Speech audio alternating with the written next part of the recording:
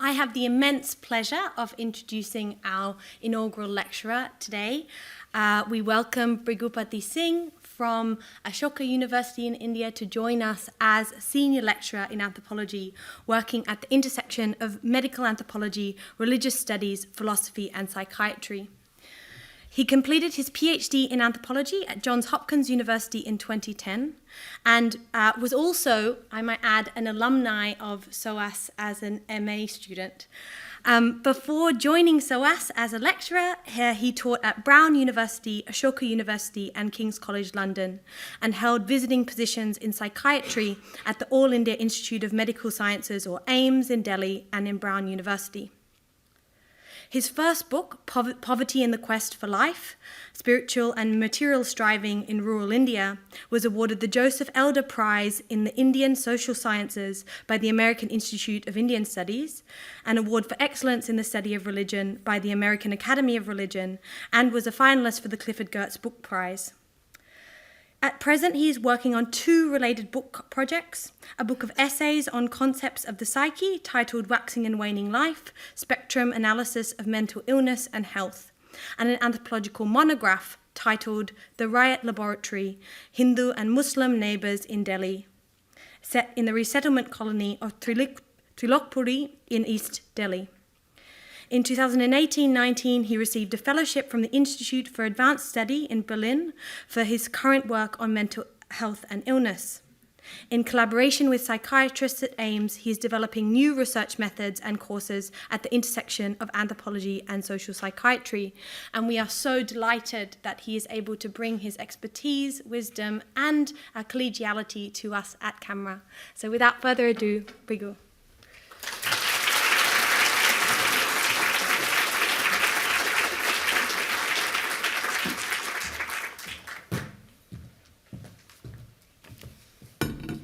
Thank you, Nikita, for that wonderful introduction, and thank you, Professor Hammond. Nice to know that you're an anthropologist as well. I'll just make sure that music was off, since I had put it on, but people said it made them feel like they're in a spa. So I'll just make sure that's not on any longer.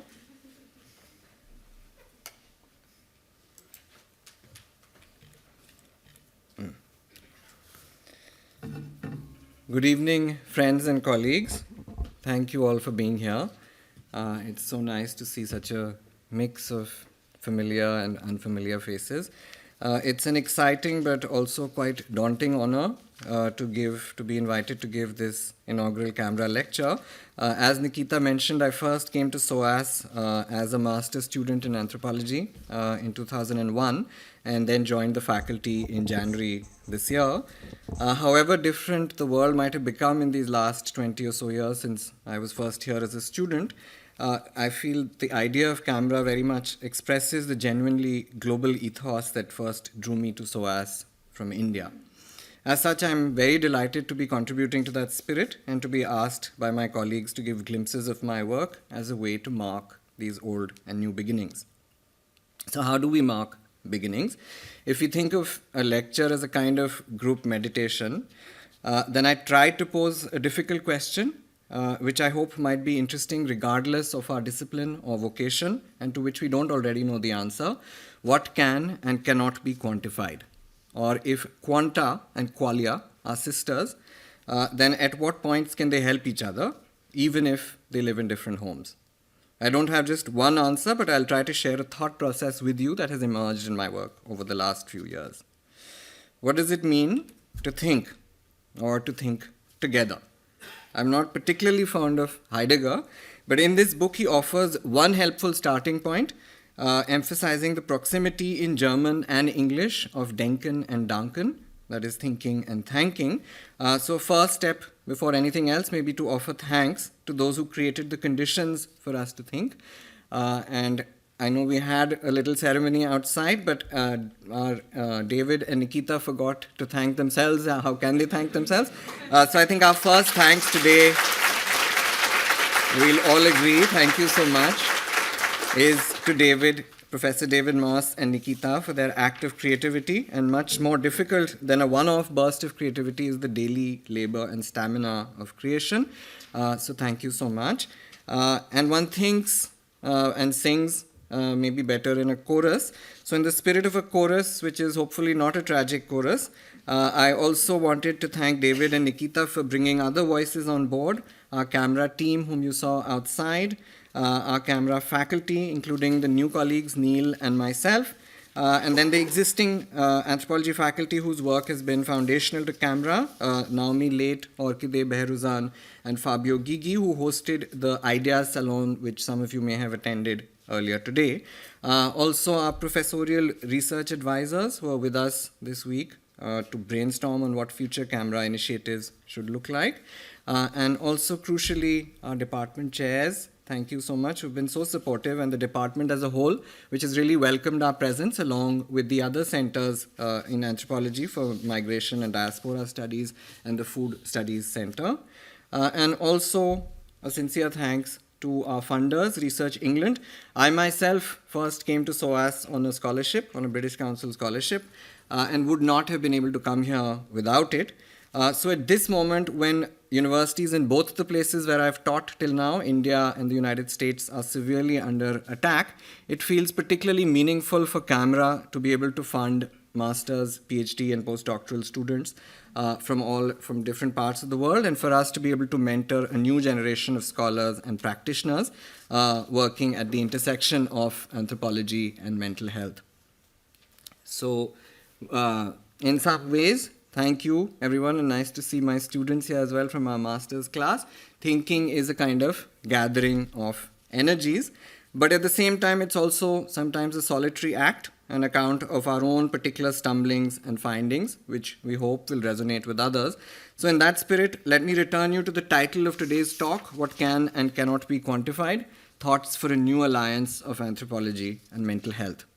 The abstract for the talk, which you might have seen, sets out an antagonism rather than an alliance. Mental health research and practice, as we know, often demand metrics as their most reliable mode of knowing. In contrast, while anthropologists do often use national and household data, we have a deep unease or distrust of metrics, as with this recent collection. One of many such critiques of the idea that numbers can offer, I'm quoting from this book, an unbiased apolitical truth about health outcomes and conditions. Biomedical researchers, in turn, if they have even heard of anthropology, might think of us as perhaps relevant to culturally distant shores, but based mostly on what they pejoratively call anecdotal evidence. So what alliances, if any, are possible between such opposed or seemingly opposed forms of thought? The opposition deepens further when we see that most courses on medical anthropology often begin with Michel Foucault's widely read Histories of Madness, in which psychiatric power is framed as a way of enforcing normative social order as part of a network of disciplinary institutions like schools, prisons, and clinics. Somewhat differently than Foucault, as ethnographers, or those with the lived experience of mental illness, and these can be overlapping categories, will tell you receiving a diagnosis can be a threat or a possibility or a bit of both. As my colleague Neil Armstrong tells us in this striking book, Collaborative Ethnographic Working in Mental Health, for many people, including in his own life trajectory and others that the book thinks with, recovery may occur by learning to refuse institutionalized mental health care. At the same time, as Neil and many of us with the experience of mental illness, either as caregivers or in our own lives, might also argue, at times mental health care can be life-saving. So what kind of ambivalent position is this? Neither fully for nor entirely against the medicalization of the psyche. What alliances are possible and between whom? For a moment, let's place all the terms of the title under question. Mental health, anthropology, alliance, thought, what can and cannot be quantified. How would we begin to think about these terms? Starting points like Heidegger or even Foucault could nowadays be referred to pejoratively as dead white men. Even as a student, I came to SOAS hoping for something else. What we would today call decolonial thought, if we take that to be a next step after the post-colonial critique of Eurocentrism. My own approach to the decolonial and my apologies for sometimes putting up my own articles here, but there's no other way to introduce you to what I'm thinking. My own approach to the decolonial as it emerged over the past few years has been to resist the idea that we must be bound to our passports, which is to say that as an Indian, I must cite Indian philosophy and so on. We should be free to make our own maps wherever they take us. That said, I remain attached to a term that I first learned at SOAS, not the non-West or minority, but rather the majority world. What a great term. With what texts and concepts has the majority world thought? As the frame for today's talk, I chose one such text from the majority world, the Panchatantra, a book of animal fables composed in 300 CE. If many of you have never heard of this text, that's because of a colonial eclipse, which can now be corrected. Translated into over 50 languages and 200 versions, moving across Iran, the Arab world, Europe, and inspiring among other texts, Aesop's Fables, the Canterbury Tales, and Machiavelli's The Prince, the Panchatantra is the world's second most translated text after the Bible. The premise of the book is quite simple.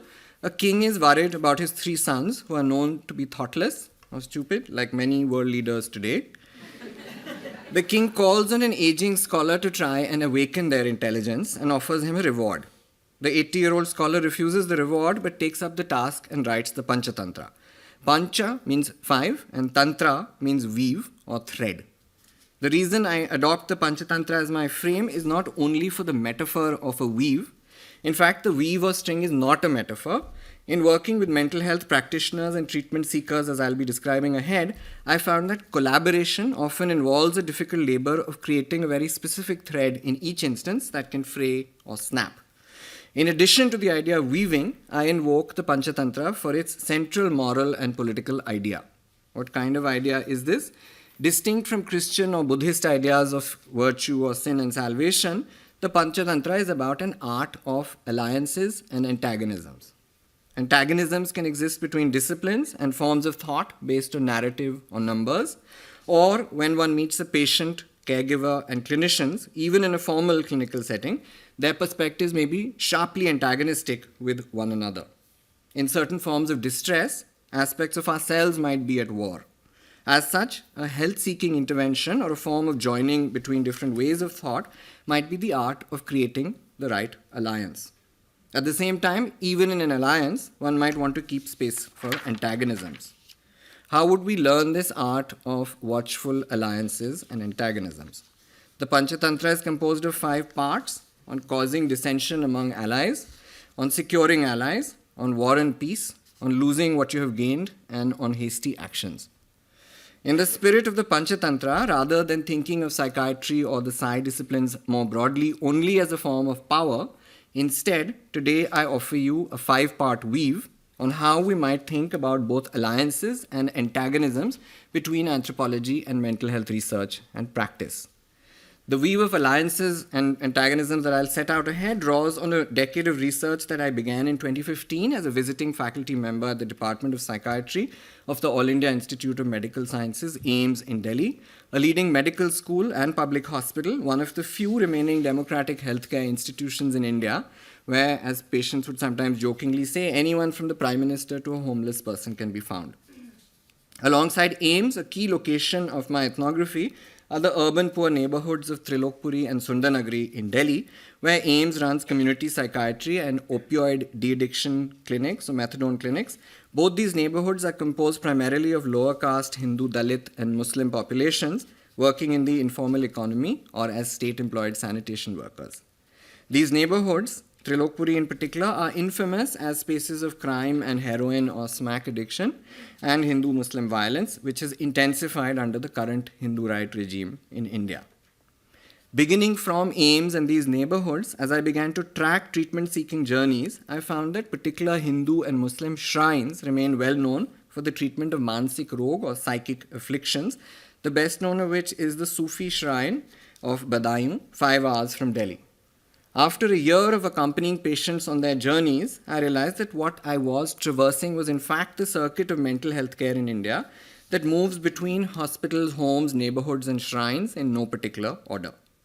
In the alliance of anthropology and mental health, a crucial optic that anthropology offers us is to track locally specific circuits of care.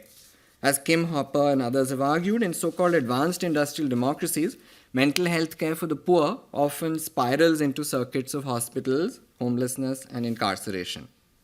As I inhabited these different circuits of mental health care inductively, that is to say, without a plan or hypothesis at first, which is how most of anthropological work begins, my work has ended up traversing mainly three biomedically definable conditions. Again, sorry for this slide. Schizophrenia, depression, and heroin or opioid use disorders, signature conditions of the three main branches through which psychiatric clinics are often organized as severe mental illness, common mental disorders, and addiction psychiatry. So the book or the articles cover those three themes, but also crucially in thinking about forms and concepts of distress that do not fit with biomedical definitions. Based on this decade of fieldwork, I'm currently working on a book titled Waxing and Waning Life, Investigations at the Threshold of Mental Illness and Health. The guiding question of my book is to ask, what are our concepts of the psyche at present in the humanities and social sciences if these are not defined only by psychiatry or psychoanalysis or only by a critique of biomedical categories? The book is organized around three concepts: vitality and the loss of vitality, skepticism or forms and tempos of doubt, and ecologies of mind.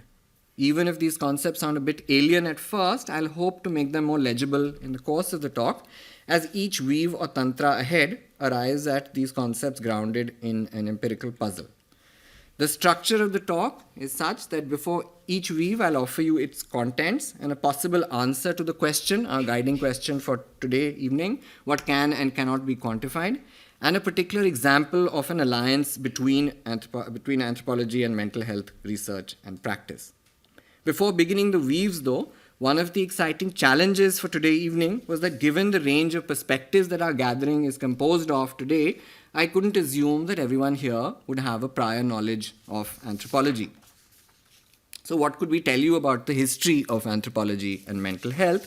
There would, of course, be many ways to plot this history, as anthropology begins in universities in the UK and the US and in India and South Africa and Brazil, among other places.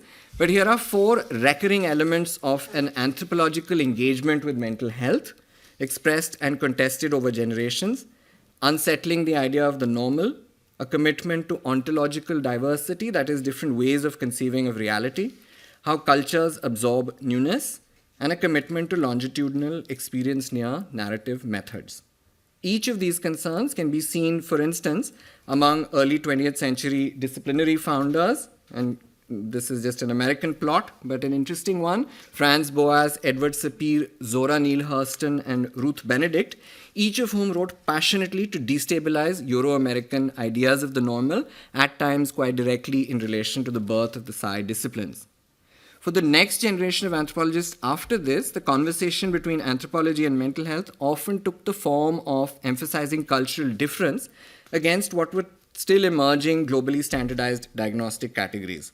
For example, in a landmark 1985 edited volume, Culture and Depression, Gananath Obesekere had famously argued that rather than being pathologies, many of the signature symptoms of depression, such as the loss of attachment and non-responsiveness to pleasure, are in fact considered moral and spiritual goals in Buddhism. Some decades after this 1985 volume, many would argue that we now live in a different moment, this being the era of antidepressants and big pharma and the so-called globalization of the American psyche. Convincing as this idea of globalization might be, as anthropologists will tell you, thankfully the world is not flat, even when so-called Western diagnostic categories travel. Recent generations of scholars have asked how psychiatric frameworks become re-territorialized in new ways in books like Depression in Japan, which asks how, beginning from the 1990s onwards, depression went from being a relatively unheard of term to being seen as a national disease in Japan, used in new ways to challenge discourses of hyperproductivity. Or Prozac Diaries in Iran, which examines how the term depression enabled a kind of anguish to be expressed about the Iranian Revolution among a subsequent generation in ways that may not otherwise have been sayable. Both these authors, as you probably know, are CAMHRA associated faculty, although I've been teaching their work much before I arrived here. rather than being superseded, what I'm calling the 4 elements of anthropology often reappear in new ways, even as alliances with mental health practice. For example, contrary to the idea of biomedical research being solely about metrics and scales, there have been different attempts to incorporate anthropological ideas of cultural variation and narrative methods into medical practice. For example, with the emergence of ethnographic and narrative supplements to the standard clinical interview in psychiatry, like the cultural formulation interview, CFI, created as part of the Diagnostic and Statistical Manual, DSM-5 in 2013, and other variants like the McGill Illness Narrative Interview, MINI, a patient interview format based on the anthropologist-physician Arthur Kleinman's book, Illness Narratives. What might one be watchful of in these kind of alliances? The Panchatantra has many parables on the dangers of larger and smaller animals becoming friends and what happens, namely that the smaller animal might get eaten up. With narrative methods, this would mean ethnography being reduced to formulaic vignettes or culturally stereotyped case studies. How would we preserve the rigor of our own methods? My own most recent article, of which there's only the title right now, What is an Ethnographic Interview?, was written in response to psychiatry resident students at AIMS who would ask me to teach them how to do ethnographic interviews. I did a training session with them with my own preferred interview format, the MINI, the McGill Illness Narrative Interview, which many of them tried and returned dissatisfied. But this is not what you do, they rightly asserted. We want to do the kind of long-form repeat interviews that you do. How does one teach such an art without reducing it to a formula? A common critique of narrative aspects of medicine in the UK and other parts of the world is that with the sheer volume of patients and clinical rhythms, such methods can't be adopted due to a lack of time. In designing continuing medical education, or what are called CME courses with psychiatrists at AIMS in India, I'm trying to find ways to work around this problem of time constraints.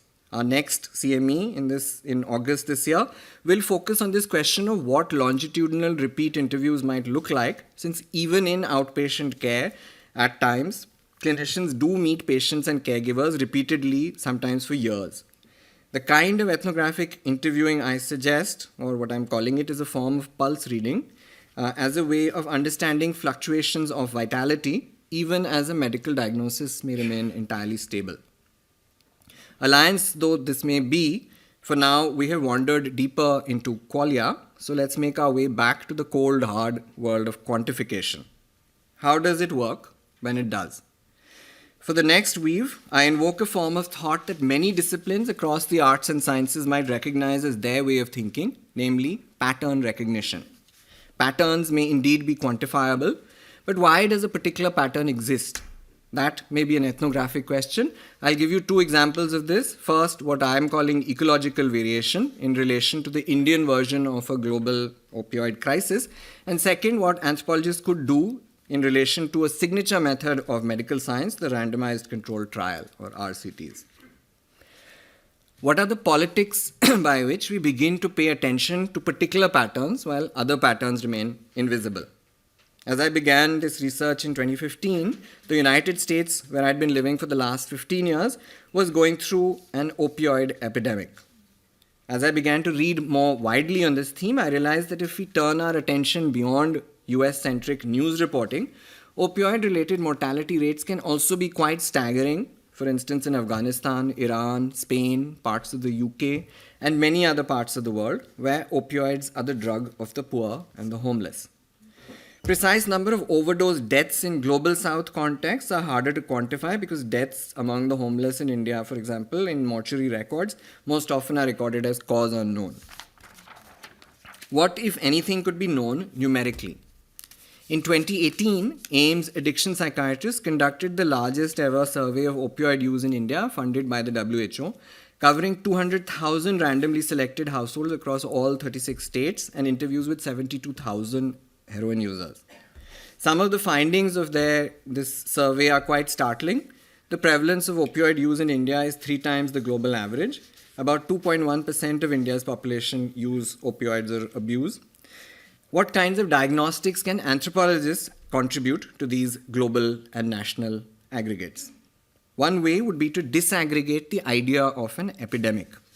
A seemingly much more local imperative was posed to me with some urgency by my psychiatry colleagues at AIIMS. You have to visit our other methadone clinic and tell us why it's so different from Trilokpuri. Different in what way? I asked. It's much more dangerous, they said intriguingly. This other edgier clinic was in Sundarnagari, only 12 kilometers away, where fights often broke out and patients threatened staff verbally or with knives. In studying this experiential difference between the two clinics, I encountered a striking quantifiable contrast, which I call ecological variation, that is to say, sharp variations between demographically similar neighborhoods. What kind of a contrast was this? Rather than only a psychiatric construction of risk, I found that the difference between these two neighborhoods could also be posed in the language of heroin users. As most nashebaz or smack users describe it, there are three ways in which one can ingest heroin. You can smoke it, which costs about $2.50 a piece, or chase it on a foil, and then in a hierarchy that most users confirm, in a different category from smokers and chasers come injectors, with their sui injections and shishi bottles with heroin and pharma cocktails, which you get from a chemist and not from a smack dealer, for rupees 40, that is 1/5 the price of chasing or smoking. As most users put it, a chaser's life is 10 years long and injector's life is 2 years at most. Addiction psychiatrists would agree, pointing to various vulnerabilities for injectors, including the risk of contracting HIV or hepatitis B through shared needles. Based on user interviews, patient files, household surveys, and days and nights in both neighborhoods, the difference gradually emerged more sharply. Trilokpuri had barely a single injector, none at all. In contrast, in Sundarnagari, used injections could be found everywhere in neighborhood spaces like parks.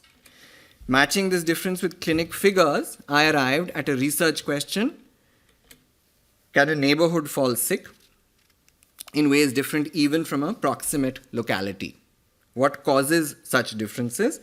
Demographically, the neighborhoods looked very similar, but the ethnographic answer that I offer is to do with caste and occupations, with Trilokpuri being more of an ecology of salaried professions or state-employed sanitation workers, while Sundarnagari, with the injector culture, being much more of an unstable formation of daily wage workers, and then more contingent factors like how a form of life or death like opioid injecting actually spreads or is contained within neighborhood networks of users, and the impact that overdose-related deaths can have within user groups to transition back to chasing or not, as I began to track such deaths in Sundarnagari. What are the wider implications of these kind of neighborhood differences? What I'm calling ecological variation may exist at different scales between neighboring states or cities anywhere. Such patterns can be quantifiable, but why a pattern exists or varies sharply across seemingly very similar social formations, that would be an ethnographic question.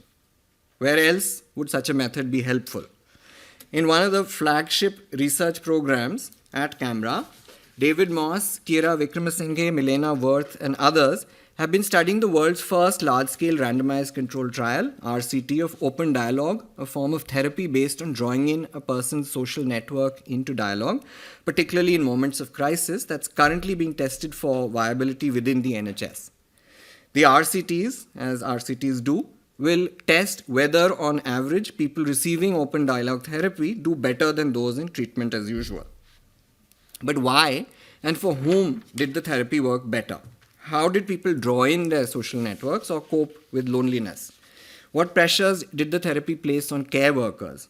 These are ethnographic questions beyond RCTs that our CAMHRA team will hopefully answer. In terms of alliances from the Panchatantra, here I would invoke the parable of the birds caught in a net, who come to a humble mouse who cuts their snares. As anthropologists, our relation to the NHS or to AIIMS or biomedical regimes is not necessarily David versus Goliath, with apologies to our very own David Moss, or this idea of speaking truth to power. Rather, they might be the birds and we may be the mice or the mouse who can help. Let me draw you back to my own ethnographic setting and move to the next weave to take a step closer to heroin or smack users so they don't seem only like deviants to be corrected, as Foucault also rightly warned us. How might we come closer to such experiences, even if we are too scared, as I was, to ingest heroin? In this weave, I offer a concept, an unquantifiable feeling of vitality through which I suggest we might better understand the form of life of heroin addiction in India and maybe elsewhere. This form of coming nearer to heroin users also led me to stumble into an entirely new pattern, quantifiable and unquantifiable, namely care labors or the caregiver's burden. Quanta and qualia remain sisters, but let's see how they can help each other. How is one initiated into heroin? A common answer in the anthropology of addiction is that heroin is a numbing response to pain, alienation, and state failure. Convincing as the idea of alienation may be, it didn't ring true to any of my heroin users in Delhi, who almost all continue to live with their families. A signature narrative among smack users in Delhi was that their journeys with heroin began in relation to sex and extended time to ejaculation, which many said that heroin offers as among its first gratifications.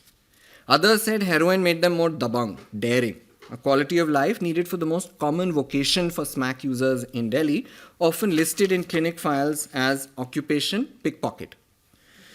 Further, more difficult to convey was an energy, a kind of self-destructive masculine volatility that I sensed but didn't quite know how to name it.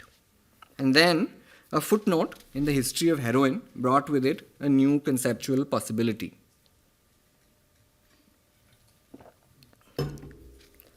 How did heroin come to be named as such?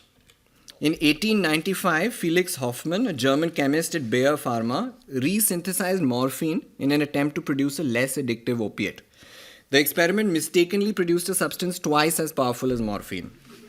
These being the days before ethics reviews, Hoffmann tried out the substance on Bayer factory workers and asked them how they felt. They reported that it made them feel heroic, from which he called it heroin. The word hero comes from the Greek word heroon, a shrine meant to channel ambivalent, potentially harmful potencies of the dead. In light of this unquantifiable valence, I suddenly saw my interlocutors more clearly. Pickpockets, some older retired toughs with jail records and colorful pet names, part of local legends, many of them former subordinates to neighborhood big men. How could we inhabit this spectrum of vitality and anti-vitality if it's not just delusional? In a book chapter titled Heroes and Heroin, I'm trying to sketch portraits of heroin users. For instance, Ashok Angare, one of the most famous pickpockets of Delhi, named after the 1991 Bollywood hit film Phool Bane Angare, now retired but still a legend among a current generation of pickpockets, who in 5 interviews over a year taught me the language of pickpockets, colloquially for some reason they call it Farsi or Persian, and how gangs known as companies divide up cities and the scale and reputation of his gang, Angare's gang. What is the place of women in this landscape of the heroish? Addiction psychiatrists in India have tried to study substance use among women, which is difficult partly because of underreporting. In de-addiction centers in India, women patients are a rare exception. The most common substance abuse reported by women include non-opioid analgesics and benzodiazepines. That said, in a quirk of the gender division of labor, the main heroin dealers in Delhi are all women, with cinematic, mythical, heroic names like Vidva, the widow, Gudiya, the doll, and Budiya, the old woman, a mother and daughter pair in Sundarnagari, and a similar pair in Trilokpuri.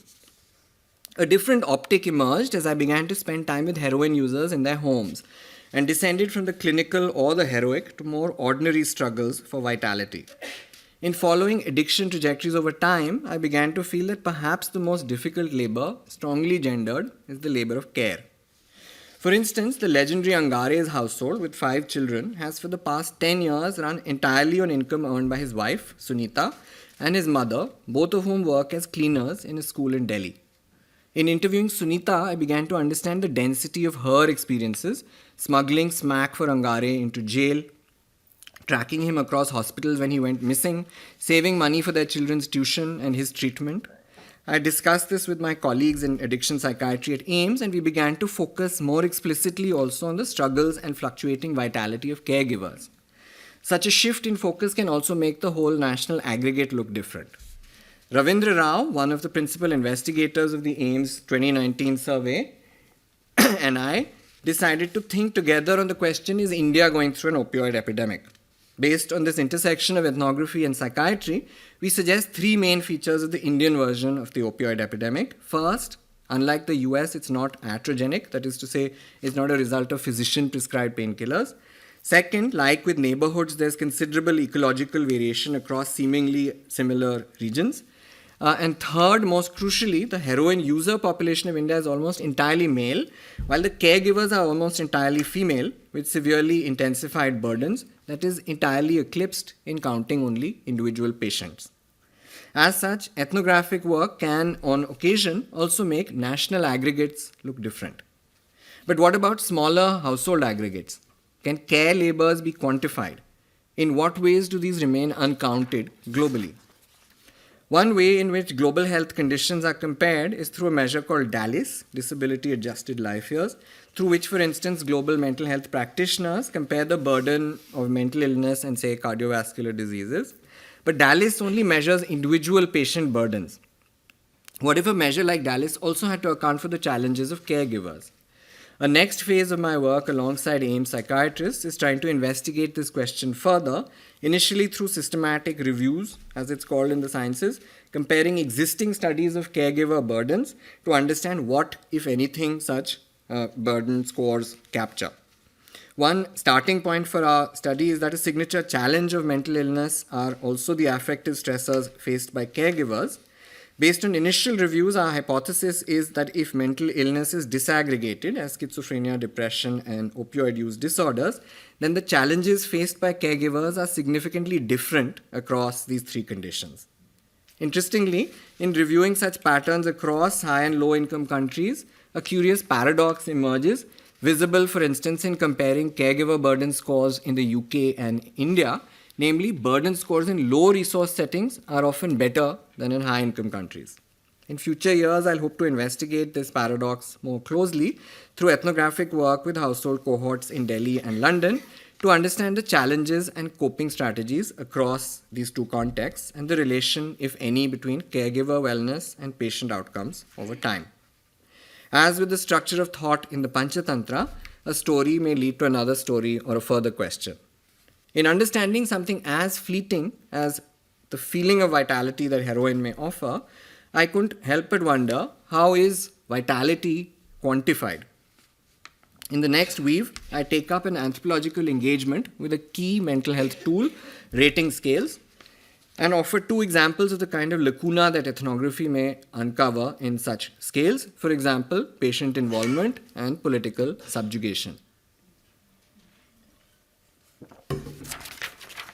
Can feelings such as distress or vitality be quantified in the first place? The answer from psychiatry, for instance, would be yes, of course, with cross-culturally validated rating scales. Those of us from the humanities need not respond only with suspicion to the politics of such an idea. The gold standard for psychometric rating scales is inter-rater reliability, initially prompted by a 1972 WHO study, canonical within psychiatric training, that demonstrated, quote, the markedly different diagnostic habits of British and American clinicians, in particular with patients who are racially or culturally different from the clinician. Valid as the impulse to inter-rater reliability might be, such a practice may still have a lot to gain from what Armstrong and Byram call an anthropological critique of psychiatric rating scales. Rather than critiquing scales per se, Armstrong and Byram engage with a particular scale, the Patient Health Questionnaire, PHQ-9, a further development of the PRIME MD used in clinics worldwide to diagnose common mental disorders like mood, anxiety, somatoform, etc. Armstrong and Byram emphasize an overlooked indicator, daily functional impairment, which, as they point out, often matters the most to patients. The larger critique they offer is on the lack of patient and public involvement in designing the PHQ-9. As they put it, to insist on the use of the PHQ-9 while also advocating for PPI feels like gaslighting patients in suggesting that patient involvement is important, but that professionals should be left with the task of quantifying patient distress. As regards rating scales, though, my question was a bit different from Armstrong and Byram, and we'll let Armstrong field his own questions. But mine was relating not to illness, but to health. How do biomedical professionals measure the quality of life? One commonly used scale globally is the WHO's Quality of Life Survey, the BREF, developed in the 1990s, tested and adapted in 15 centers across the world, now available in more than 40 languages. The BREF is a questionnaire comprised of 26 questions on an individual's perception of their well-being, measured on a 1 to 5 Likert scale across 4 domains: physical health, psychological health, social relationships, and perceptions of environment.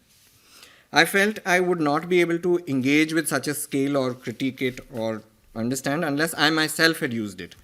In addition to interviews, household surveys are also a key anthropological method. In 2016, over 6 months, working with a small survey team, we did 3 rounds of household surveys in 70 households in Trilokpuri and Sundarnagari, gathering income and expenditure patterns, illness histories, and using the BREF, which we conducted with 1 man and 1 woman in each household. In 2023, I gathered the same team and we undertook repeat surveys, including the BREF, with the same man and woman from each household, now 7 years later, along with follow-up interviews to better understand what can and cannot be quantified in examining the quality of life. What did we find? Within this arc, which is still in progress, I'm still writing this chapter, let me emphasize, though, one lacuna, which I'll definitely be writing about. As I mentioned, Trilokpuri and Sundarnagari are known as the riot laboratories of Delhi, with Hindu and Muslim populations living in close proximity. The years of my fieldwork also precisely marked the rise to power of a Hindu right government and a brazenly violent form of majoritarianism in ways that is very much part of the daily life of these neighborhoods. Sundarnagari was recently in the national news when a Muslim man was beaten to death on the suspicion of stealing a banana. Trilokpuri is in the news almost every month with similar incidents of anti-Muslim violence or anti-Dalit violence. Below the threshold of newsworthiness or riots, many of my interviews registered smaller everyday humiliations in school classrooms and playgrounds, in suddenly refusing to pay a shopkeeper on an iPhone app when you learn their last name, and so on in a roster of daily slights. Can humiliation be quantified? How might it affect mental health? Staying with the WHO or BREF, when we disaggregated our household sample by caste or religion in 2016 and then 2023, there were no statistically significant differences by caste or religion. One of the curiosities for me had been to understand what impact everyday insecurity in an increasingly anti-minority polity may have on Muslim and Dalit subjectivity and the quality of life in these neighborhoods. How would political subjection be indexed in psychic life? There is not a single question on political life in this BREF, in any of the domains, in ways that I'll hope to highlight in future writings. Inhabiting these social divides, let's shift to our fourth weave. What, if any, are shared spaces that neighboring, supposedly rival groups cohabit in ways that might matter for mental health? In this next weave, I hope you'll join me in making an ontological leap, not of faith, but of how one might think across religious and secular domains. In this next weave, I introduce a Sufi concept of affliction and explore the ways in which it allows us to rethink secular ideas of the psyche. Ontological diversity remains one of the core elements of anthropology. Are there aspects of shrine-based healing that could be quantified? My answer counterintuitively is yes. And that which exceeds quantification might also help us think differently about mental health. In mental health workshops here in London and the US and elsewhere, I've often witnessed teams from Asia, Africa, and the Middle East introduce this aspect of their realities with some embarrassment. Our patients often visit faith healers. Such embarrassment should and can be overcome, since at this historical moment, the antagonism is not necessarily of science versus religion or West versus non-West. For instance, the World Psychiatric Association and the Royal College of Psychiatrists have issued position papers emphasizing the need for better religion, spirituality, or RS awareness and training for mental health professionals. In many countries, though, mental health professionals may not even be the main treatment providers for psychic distress. Consider a statistic often cited in the field of global mental health. In a context like India, where the government spends less than an appalling 1% of its national budget on health, and where there are only 4,000 psychiatrists or so in a country of 1.2 billion, what, if any, are the avenues for treating psychic distress? Let's briefly explore one such avenue. A few months into fieldwork, many households in Trilokpuri and Sundarnagari knew me as a professor writing a book on mental health who roamed around conducting household surveys and interviews. I asked where else would one go other than clinics for mansik rog or psychic afflictions. I was led to different Hindu and Muslim neighborhood healers, the most popular of whom is a Muslim healer named Sufi ji being a common suffix of respect in India, who gradually became one of my closest interlocutors. His one-room dwelling in Trilokpuri doubles up as a healing space. I began to spend a few nights a week staying with Sufi ji, getting to know his maris or patients and the map of healing shrines in India, many of which have been the site of sustained anthropological research. I started to go with Sufi ji back and forth from Trilokpuri to one of the best-known shrines in Badaयूं, 5 hours away from Delhi. On one such journey, I invited a 9-member psychiatry team from AIIMS, including their department chair, to come with me, since they seemed genuinely curious to learn more about such spaces which nearly all their patients visit, including large numbers of Hindu treatment seekers in South Asia who also visit Muslim or Sufi Muslim shrines. How many patients approximately do such spaces have? Sufi ji put it to us with a flourish as we arrived in Badaयूं, and as he saw how taken aback my psychiatry team were to see the number of people at the shrine. He said, imagine if all the asylums and psychiatry wards in India were full at one go. How many patients do you think could be accommodated? Maybe 3,000 or so? Badaयूं has that many visitors on a single day. And then think of how many Sufi dargahs there are all over India and in other countries. In terms of quantification, I felt it would be helpful to conduct demographic and psychiatric surveys with treatment seekers at Badaयूं, since contrary to more prejudiced accounts of such spaces, I wanted to show that people here are not only subaltern populations who don't have access to modern healthcare, or mainly women expressing hysteria or dissociative disorders in psychiatric terms. Our demographic surveys found diverse distributions of gender, caste, and class of treatment seekers. Our psychiatric survey showed a wide range of clinically diagnosable disorders. Further, no one we surveyed at shrines here, or probably anywhere in the global south at this point, is unaware of the possibility of secular mental health treatment. Most people in our surveys were simultaneously seeking different forms of care. So what kind of care do shrines offer? To take one step closer to Sufi healing practices, we would need to understand the concept of affliction with which treatment seekers come to Badaयूं and similar shrines across Asia, called asrat, an effect. The central idea of asrat is that the affliction or symptoms might move or switch between family members in ways that we found are also psychiatrically measurable. Having an asrat shifts the conception of the treatment-seeking unit away from being patient and caregiver to instead an idea of a shared affliction. How might such an idea enter mental health practice? One way in which biomedical thought absorbs and limits ontological diversity is through ideas like culture-bound syndromes or idioms of distress, cordoned off from the more universal concepts of biomedicine. As the psychiatrist Pratap Sharan and I argue, like biomedical replicability, the idea of asrat is linked to particular techniques of care that are replicated across large geographical distances in disparate shrines. So rather than taking it to be a culture-bound syndrome, we try to imagine what this idea might mean for biomedical practice. For instance, in shifting the unit of analysis from the patient as an individual to households, or in mapping case histories relationally. And even for those who have no kin or home, as innumerable Sufi songs tell us, spaces like Badaयूं are a home of sorts, as shrine residents can stay from a few days to months to years. But do patients really improve in spaces like these? Here we return to a zone I'm trying to inhabit between the quantifiable and the unquantifiable, particularly since global medical discourse is now much more receptive to RS perspectives, as they call it, religion, spirituality perspectives.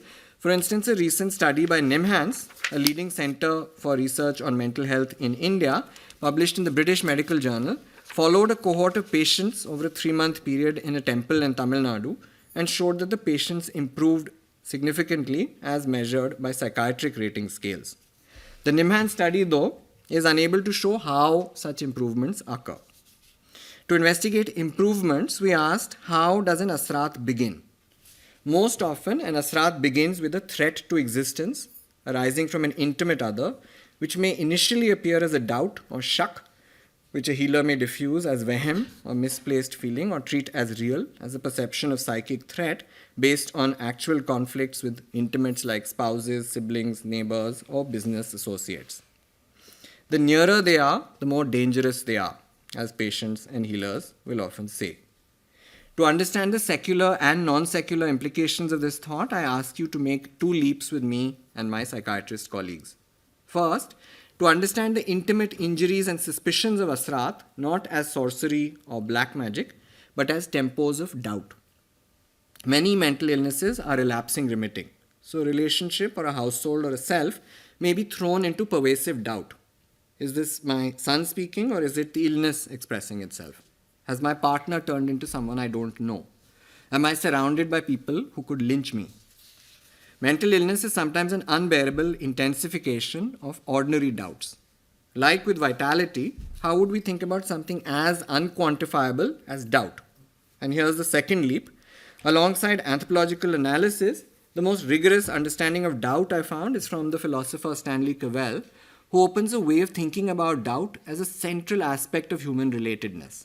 Cavell suggests that the counter concept of doubt is not necessarily certainty, but rather attunement, a mode of relatedness to oneself and others, alongside other musical terms that Cavell introduces like pitch, intensity, tone, and tempo.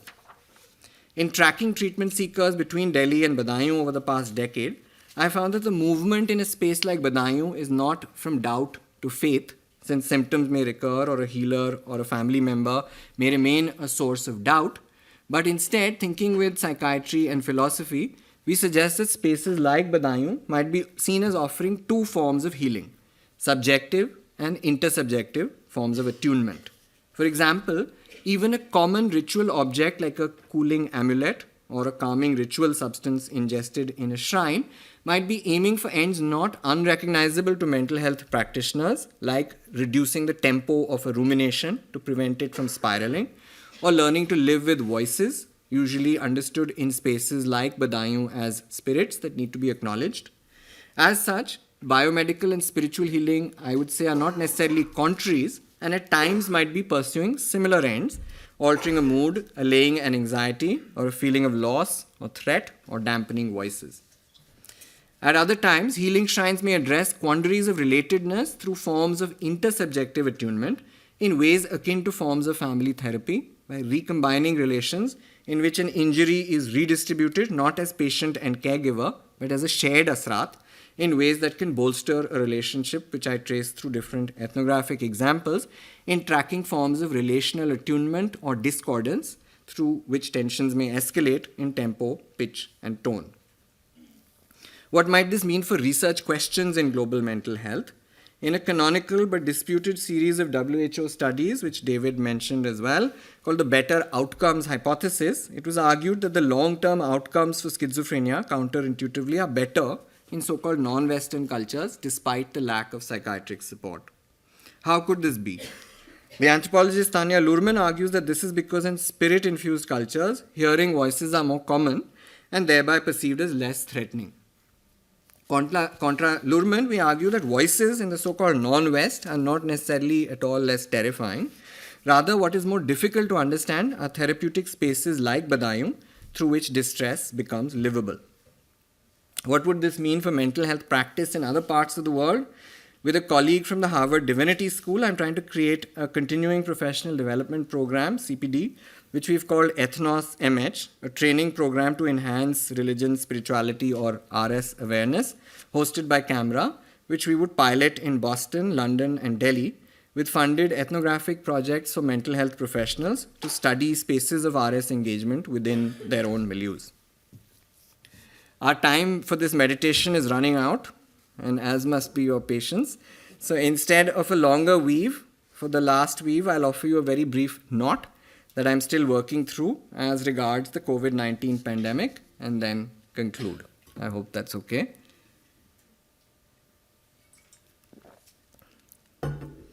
The years of this research from 2015 to present until the present came to be punctuated by the COVID-19 pandemic. In a book on mental health and illness, it felt impossible not to examine what the pandemic meant and continues to mean for my interlocutors in India. The first wave in 2020 saw what many called the greatest forced migration in India since the partition of 1947, with stranded migrant workers across the country trying to make their way home. In the second wave in 2021, even according to official numbers, with underreporting, India had the second highest number of cases in the world after the US and higher mortality rates than any other country in Asia, and what the Oxford Stringency Index defined as one of the world's most severe lockdowns. In one of the peculiarities of anthropology that no ethics review can account for, in ways important to many of us, our research interlocutors can become an enduring part of our lives, like family or friends. As I anxiously called friends in Trilokpuri and Sundarnagari from the US, where I was at the time, I wondered what could I do beyond calling. Could one continue to think in such a time? For many among the urban poor in India, Corona, as the time came to be called, is remembered primarily not as a disease event, but as a lockdown. Slum leaders were asked how many days on average can slum households manage in the lockdown with no new income coming in. The average response was 24 days. The two lockdowns cumulatively lasted over 150 days. What kinds of knowledge and responsiveness could anthropologists offer at a time like this anywhere in the world?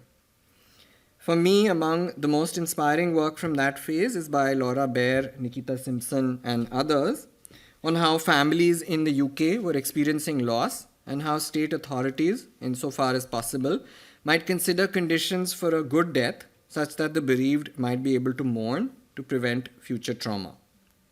In retrospect, has COVID-19 left a traumatic imprint? What kinds of injuries and imprints do such events leave? I wouldn't have been able to conceive of this puzzle without a different research innovation in the long-standing anthropological genre of household surveys. A pandemic-specific telephonic household survey designed and piloted in 5 countries by Clara Hahn, who's there, one of our professorial research advisors. The survey aimed to track bi-weekly household income and expenditures, illness experiences, social contacts, etc. during the lockdown. The quality of these surveys depended crucially on prior fieldwork among households rather than just anonymous surveys. Based on Das and Hahn's template, I began surveys telephonically with 10 households who had been part of our 2016 survey.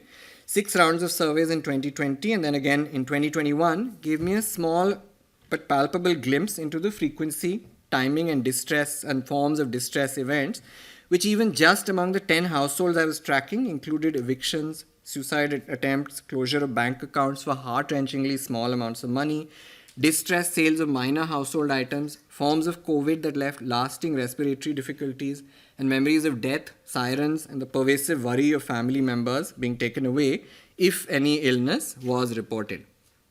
At times in tracking distress events, we would send small amounts of money to our participating households, which felt like sending small sails in a storm.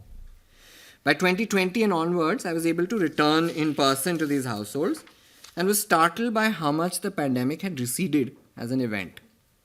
Itta bhi bura nahi tha. It wasn't so bad. Shabana, one of my interlocutors who was part of the household surveys in Trilokpuri, told me. Bura tha. It was bad. Her husband Asif, a recovering heroin user and one of my closest friends in Trilokpuri, interjected. Shabana had tried to kill herself by tying a chunni or scarf to a fan in 2020 during the lockdown. As I saw this particular pattern from household to household, I realized a different peculiarity of quanta and qualia. Had I not conducted the telephonic surveys from 2020 to 2022 and gleaned some pulse of distress events, I might have entirely missed these shards if I had met these same households only for retrospective interviews, even just a year later. In piecing back the shards, I was shaken to realize how bad those years were for every household that I was mapping closely enough. In this light, I ask, how come these years have not coalesced into a discourse of trauma? Or have they? And is it too early? Reading around this theme, I found I was not alone in this curiosity. No less a journal than Nature recently highlighted a cluster of 4 studies covering 11 countries and 10,000 people who found that COVID-19 pandemic memories have come to be significantly skewed. As the authors of these studies argue, these memory warps may pose a challenge for future health policies and the degree of trust in global health institutions. In follow-up interviews with interlocutors in these neighborhoods, I began to ask them to compare the pandemic with other events further in the past, which seemed seemingly much more strongly etched in neighborhood and national memories, like the 1984 riots, where 350 Sikhs in Trilokpuri were killed, the highest number of people killed in Delhi, or the 2014 Hindu-Muslim riot in Trilokpuri, where no one died, but 35 people were injured, a memory which was brought up almost daily in neighborhood conversations. While there might be no way to compare forms of trauma, my interest is in the imprint that specific kinds of injuries leave and a contrast of scars or triggers that others have also noticed, for instance, with the 1918 pandemic. As the historian David Arnold points out, in the case of India, I quote, "The massacre at Jallianwala Bagh, with 500 people at a peaceful rally in Punjab, killed by British soldiers in April 1918, did far more than influenza's 12 million fatalities in the same year to propel India into an age of mass nationalism and ardent anti-colonialism." Why do certain events with far less fatalities and economic damage leave more enduring scars? I'm still thinking about this question, and sometimes it's best to leave a weave open to further suggestion when you don't know the answer. So on that uncertain note, let me offer you two concluding thoughts. I began by asking what is called thinking, and received a thought from a philosopher whom I don't particularly like. But let me end by returning to this question with a line from a philosopher whom I like very much, Gilles Deleuze, in his essay Having an Idea in Cinema, where he asks, what is it to have an idea in cinema? And for me, what is it to have an idea in philosophy? I flagged this quote for two reasons. First, to signal that thinking might be possible in many different forms. I myself have been fortunate to collaborate with a range of creative practitioners, including filmmakers, for instance, Iram Gufran, who made an award-winning film on Badaयूं, and then continued with me into Trilokpuri to make a film called Bulbule on the lives of heroin users. I hope we will make CAMHRA also a space for these kinds of varied creative expression. Today, though, I stuck to the most traditional outputs of anthropology, which are ideas and experiences, through its most traditional methods, interviews, field notes, and household surveys. I use the word traditional not in a conservative sense, but as with the Deleuze quote, to ask what it means to have an idea within or between fields. My own view of interdisciplinary collaborations is not that we should dissolve disciplines, but a way of sometimes coming closer to one's core self in sensibility and method. This is not to say that nothing new can happen within a core self, since collaboration is not an afterthought.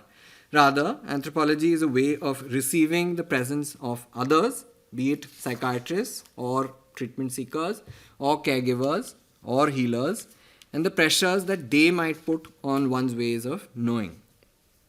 Within these ways of knowing, I hope I managed to give you a flavor of some of my own work across neighborhoods, hospitals, shrines. Can a neighborhood fall sick? What is an ethnographic interview? Heroes and heroin? What was the pandemic? All of which will hopefully be chapters of Waxing and Waning Life. And I hope I also managed to give you glimpses of the work of CAMHRA colleagues and some ways in which our voices already, although we have to work it out how exactly, but in which our voices add up to a chorus. In terms of collaborations between anthropology and mental health practice, I don't mean to put them entirely on the side of quanta and us only on the side of qualia.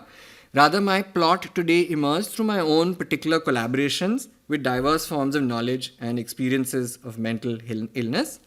The relation between the sisters, quanta and qualia, that we covered today can be schematically presented as such, as with one of our structuralist predecessors in anthropology whom I admire very much, Levi-Strauss used to do in studying myths, how you break it up into its elements. So what is the difference between the two sisters and what is specific about qualia?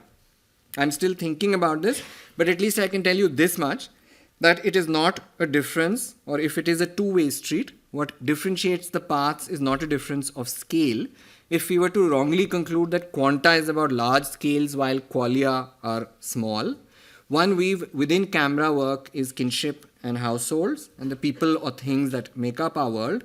In my view, it may be, for me it is, harder to study a household or a family than it is to study a national or a city-wide pattern. And what is it then that can't be quantified? Since I posed a difficult question, let's not leave you with the feeling, as people often say about anthropologists, that we didn't get an answer to the original question. What can't be quantified? Perhaps the most precious qualities of life, the feeling of vitality and the feeling of attunement to others and to oneself. Health is as much of a mystery as illness. Since we began with the Panchatantra, let me end with one such unquantifiable but vital, somewhere between the sublime and the practical feeling that this text affirms. What is the secret it asks of a good alliance? This text has been misread either as a children's book of animals or as an entirely Machiavellian, in the worst sense of the term, literally dog eat dog. But it repeatedly sets out a higher principle, neither as virtue nor as vice, but as, I quote, an association promotes prosperity when it is born from the heart, not when it is based on profit. The associative principle that this book exalts or emphasizes is not love, but friendship. As the crow says a few pages later, if it weren't for that most splendid medicine, the company of friends, is there a person who could endure the loss of wealth or of loved ones? And what is friendship? It is when different beings who have no relation or no prior relation to one another, crows, mice, owls, foxes, feel excited by the sound of one another's voice, I'm quoting from Panchatantra, and spend evenings in long conversation, end quote.